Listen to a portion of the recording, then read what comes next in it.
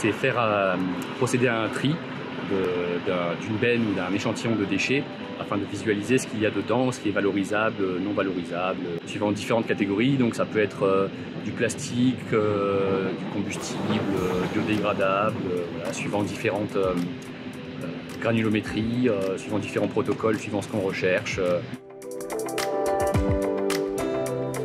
La caractérisation des déchets est importante dans le sens où elle est à la base de notre métier. Elle apporte une connaissance à un instant T sur les différents flux de déchets qui sont à gérer sur un territoire. C'est également un outil de travail essentiel qui va permettre de suivre l'évolution de la composition de ces différents flux de déchets au fil du temps, de se situer par rapport aux objectifs réglementaires qui sont fixés en termes de valorisation ou de recyclage des déchets, et enfin de définir des axes de travail prioritaires pour justement pouvoir atteindre ces objectifs réglementaires.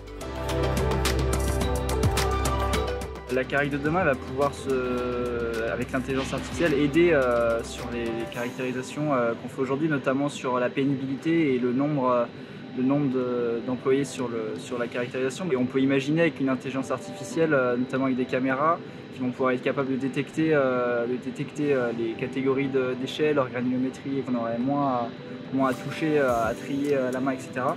Mais on aura sûrement toujours besoin d'une personne sur le terrain pour vérifier. Il y aura toujours de la nécessité d'une présence humaine pour que le tri soit quand même bien fait. Il est très important de bien respecter les consignes de tri, que ce soit en déchetterie ou en collecte.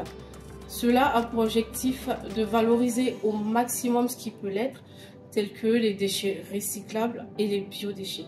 Sans oublier que le meilleur déchet, c'est celui qu'on ne produit pas.